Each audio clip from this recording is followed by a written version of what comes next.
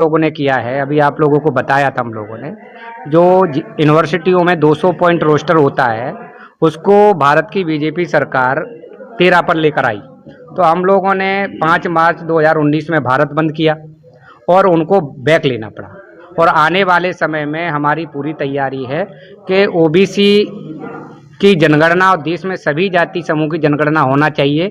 इसके लिए पूरी संगठन प्लानिंग कर रहा है और प्लानिंग करके ये भारत को बंद किया जाएगा। अच्छा, तो ऐसी मीटिंग और भी होगी कहीं? अभी कल भिंड में है और 22 में अभी हम लोग जा ही रहे हैं और मध्य प्रदेश में सभी जिलों में मीटिंगें लगी हुई हैं कंटिन्यू।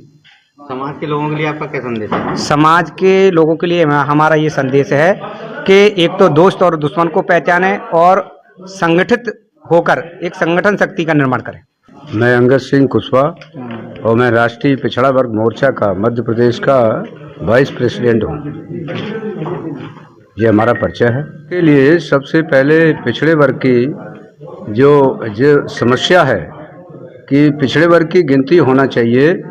भारत में आज तक इस देश में हिजड़ों की गिनती हुई, जानवरों की हुई, मगर पिछड़ों की गिनती नहीं हुई, जिसके कारण पिछड़े वर्ग का जो कानून होना चाहिए था उसको यदि गिनती हो जाती तो 9वीं सूची में डाल के जो संख्या के अनुपात में पिछड़े वर्ग के लोगों को शासन में प्रशासन में हिस्सेदारी मिलती। सर, शासन या प्रशासन से आपकी क्या मुख्य मांगे हैं? शासन से मेरी मांग है कि भाई मध्य प्रदेश में शासन है, पिछड़े वर्ग का सीएम होने के नाते यदि वो कानून बनाए सदन के अंदर, वो कानून बना के राज्यपाल को भेज दे, राज्यपाल से कानून बन के वो ओबीसी की गिनती का है या रिजर्वेशन का मुद्दा है शेष का, तो भारत का प्रधानमंत्री है, वहाँ उनका पूर्ण बहुमत है, बहुमत होने के कारण वहाँ उनकी राष्ट्रपति साइन कर देगी तो कानून बन जाएगा। कानून बन जाएगा तो ओबीसी को उसको हिस्सा अधिकार मिल जाएगा।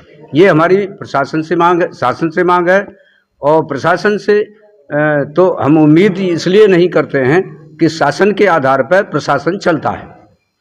वर्तमान समय में पिछड़े वर्ग के लिए क्या चुनौतियां हैं? वर्तमान स्थिति में देश में पिछड़े वर्ग की सबसे बड़ी चुनौती है कि ओबीसी की जो जनरेशन है उस जनरेशन को स्कूलों में जो निजीकरण किया जा रहा है, बड़े बड़े कॉन्वेंट स्कूल लाए जा रहे हैं, पब्लिक स्कूल लाए जा रहे हैं, तो ओबीसी के लड़कों को उनकी शिक्षा से वंचित करने का ये कानून लाए हैं प्राइवेटीकरण का। तो इसलिए ओबीसी के बच्चे उसमें पढ़ ना पाएँ, तो आगे नहीं पढ़ेंगे तो शासन प्रशासन में उनको भागीदारी नहीं मिलेगी। ये षड्यंत्र है। दूसरा सबसे बड़ा ओबीसी की जो चुनौती है कि इस देश में ओबीसी संगठित नहीं राष्ट्रीय लेवल पर, तो राष्ट्रीय लेवल पर ओबीसी को संगठित होना है, ये सबसे